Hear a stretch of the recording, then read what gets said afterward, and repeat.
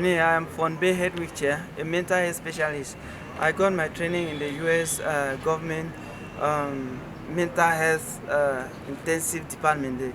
And the program you have here, Living Vine Rehabilitation, is the conception of that very program that is run by the U.S. government through their health department. It's called SAMHSA, which is Substance Abuse and Mental Health Services Administration Department, which is equivalent to Minisante, Ministry of Public Health in Cameroon. And so in this Living Vine Center, we have various departments. There are departments for persons with developmental issues with various age range, 12 to 17. That one we are separating for both male and female. We have different separate departments. Then male also 18, adult 18 and above. We have different levels for male section for male and female. And in this department, we have persons who are coming with drug addiction principally. And then we also have persons who are coming in with depression, post-traumatic stress disorder, and then we have persons with schizophrenia and many other psychological disturbances. So in a short note, Living Vine is a prototype service that you can have it in the US government or in the United States of America, where I was so fortunate to receive scholarship and training from the US government. And my inspiration, I was just inspired to see that Cameroon should have this. And that's why we have here in Living Vine. What is the highest percentage of patients you receive here? Right now, I always say this before the beginning, before the beginning of this crisis, we are having patients with depression and post-traumatic stress disorders from various family issues and so on. But during this peak of the crisis, since 2016, we are seeing patients with various conditions, depression, post-traumatic stress disorders, and these are manifested much more in addiction, okay, and some are manifested with psychiatric conditions, like they will presenting with depression, and this depression will come in the nature of not sleeping, some will come in the nature of just aggression, anger issues, some will come with the symptoms of restlessness, and somebody just uncontrollable, okay, behavior. So I would say the highest percentage of patients here present with post-traumatic stress disorders, drug addiction, depression, and then in addition to other implicated aspects of this depression and PTSD, like addiction principally, it then come out very in high number. Okay. You know that drug addiction principally when we say someone is addicted, means that his body, he can't live without a drug. When there are he has scheduled time that the body is demanding that he must take the drug, and there are various kind of drugs that are taking: marijuana, cigarette, alcohol, Thai, kayo, that's cocaine in general, some tramadol, other painkillers, medications. And in this condition, since the body is physically dependent, it takes time to bring the body to a natural state. That's why when you come inside the clinic, you see movement. Guys are moving up and down. They are more active, and their activities are geared towards looking an opportunity to sneak out or to break out. And that is most so because their body is asking them, they need this, they need this. And so how we keep them is, first of all, the facility. Our facility is very strong. We have a very fortified facility with gates, with iron fences around it, and that is what keep them. If they were not having this kind of strong facility, nobody will stay here. And even with that, we still try to distract them with activities. We give them some medication that will relax their mood. Otherwise, we will not be able to control them. Okay, and so in this case, as the day is breaking and going through, we have planned, organized activities which distract their attention, which keep their attention. And now, as time is going on, the drugs are being, neutralized in their body is being built. We feed them, giving them 3 meals per day, which is intended to build their bodies, build their brain. We have sessions with them, talk with them.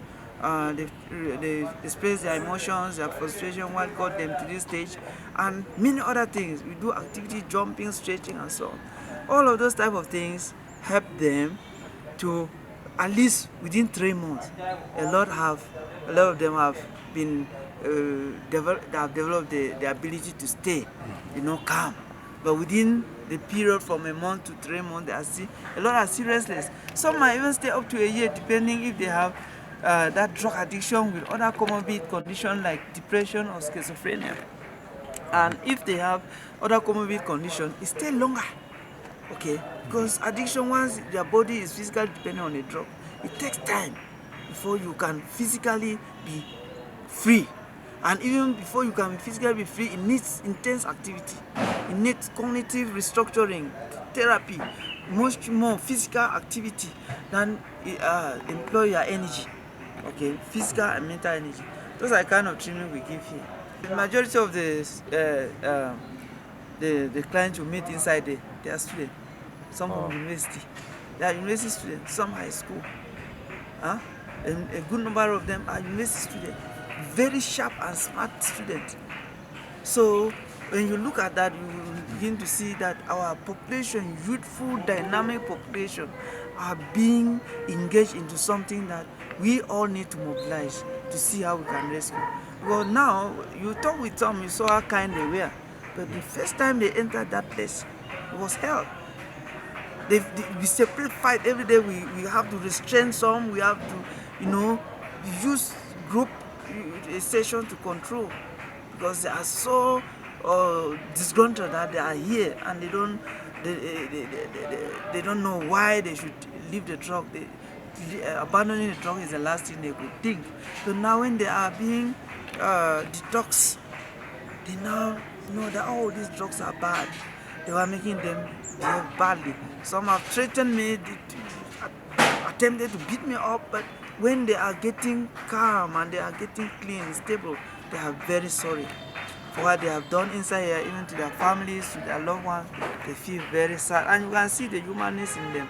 And you can really know that this condition of drug addiction is a serious illness. That when somebody is addicted, what they are doing is not what they really will rationally do if they were not under the influence of drugs. So we know that these guys, when they are into those drugs, when time comes to take the drugs, whether it means digging the grave of someone to remove the bones and sell, they can still do that. Whatever it will take for them to do and have the drug, they will do. It is not long ago I have some guys who came and stole from me here, and I realized they're on drugs. Okay, they got all my documents from the car and called me and said I should come and pay them and get the document back. And I noticed that they were on drugs. And maybe after smoking or inhaling the drug, they feel hungry. They will find the money. Once they have the money, they go back for that same drug. So that's why inside here, you can see them being able to eat well for their first time. Because all their time is consumed by following drugs, consuming drugs. Okay, as a mental health specialist, what advice can you give to parents or guardians? Because it's like there are many people out there who don't know about this serious crisis going on. What advice can you give parents and maybe guardians about this issue? The biggest advice is prevention. Parents should follow their kids in school. Parents should know what is happening in the lives of their kids. Even if you are a guidance to a young guy, always call what's up in your life, what's going on in school, what is going on, what are you stressed about, how are your studies going on, can I help you? Because some of our youth, they get into this drug because of frustration, because of various kind of challenges. Some have gotten into drugs because there was this euphoria Cameroon, world where they were looking for, to fight for, to have position, to have opportunities. But now they got into drugs and they are looking forward and there's no future. So prevention is key. If your child starts getting into drugs, you can help in counseling and talk with them, and they will abandon at the earliest stages. But when they are into the drug proper, only a place like this, Living Vine Rehab, can restore their lives and give them a future. because you cannot do drug treatment at home. A lot of parents have tried that and it failed, because they must need a facility where they are monitored, physically followed up, and medically supervised during their withdrawal. Sometimes some parents will say, you are smoking that thing, stop, quit. If you force somebody to quit it without medical supervision, you can get into a stroke, you can get into a coma, you can get into some kind of physical complications. That's why getting out of drug is a medical issue. Parents should not think that it is a moral thing that you tell your child, stop the drug, and it will stop. They should not think that when the child starts smoking, it's bad behavior, it's poor manners, it's lack of home training. It can be due to peer influence. You can be a good parent. Some other children outside there will influence their child negatively. You bring your child at the earliest age, talk with them, and let them follow you, and you supervise them. You can end. But you cannot spend less than a month that it is manageable. But most often it's between 3 months. Okay, that somebody's brain can be very settled, and they can be very, they can develop the resilience, the strength to set boundaries and live a faithful and a clean life. So, to parents, they should guide their children, try to prevent them, sensitize their children that these drugs are bad. When they start it, they will end up ruining their future. They will end up thinking and talking and not doing. Because for most parents, if you see a child who was going to school, not going to school, the question mark is drug. The child was bathing, not bathing, question mark is drug. The child was normally at home, every time is going out and not having time at home. The child was, most of the time, you talk is respectful, is respecting you, but you talk now, he respond in a very aggressive way, or harsh way, or rude way to you. Those are signs of drugs. Or a child who is just restless all the time, moving in and out, and not concentrating in school, having failed grade when he was doing well. A child who was looking good, and out of a sudden he's wearing some kind of funny clothes and piercing himself and doing stuff. All of those are signs that the child is already getting into drugs. And once you see those type of things, seek help. Don't allow it. When you allow it, that child will not just stop, and it will be causing more damage, okay, to you in the family and in the society. And the life of that child will be at high risk, because he can just be killed for stealing to just go and get the drug. Imagine all that kind of loss. So parents should be alert, follow their children, and make sure that they are in drugs, they come for rehab, and they have started, they work together with them to see that they quit. Drugs destroy lives, destroy the future, it can ruin the family, and that's why we need to mobilize our youth to quit the drugs. We must have a very strong society and good families. The youth population is a very dynamic population. The youth, any country that has the youthful population has high potentials. First, youth are very creative, youth are energetic, and they want to have hope, they want to see possibilities. But now imagine at the youthful age, with full potential, your life is just, you go left and right, nothing is working. You try this, it doesn't work. You try that, it doesn't work. In an environment where there are no opportunities. That's why vocational training and youth employment is like a one-side coin. Okay, one coin with two faces. Mental health and job opportunities are correlated. So we do vocational training here, though we are offering courses that are related to nursing and so on in mental field, but youth and opportunities is what can solve drug problem. Okay, because a lot of youths get into these drugs because they lack opportunities from the start. Some men lack opportunities, or some men lack parental authorities. Some men lack opportunities. So, and the youthful age is that age of emotions where they want to fly, they want to do things and succeed. But now when they are not having coaches that can help them succeed, that breaks them down. And they will want something to manage their emotions. Sometimes they get into drugs which can help them feel, reduce their depression. And of course these drugs help reduce their depression. It's just that when they are taking at high dosages, it causes a lot of damages in their brains. So the main cause of drug for the youth is joblessness, this school boycott thing that we have gone through in the region, Some youth left school, they could not have any other thing to do, and they went into drugs. Some, because of all this lockdown, this and that, they quit their own jobs they were learning. Now they are roaming around the neighborhood. The only thing is a lot of thinking. They get now into drugs. Some family separation, mother is running war, going that way, the father running this way.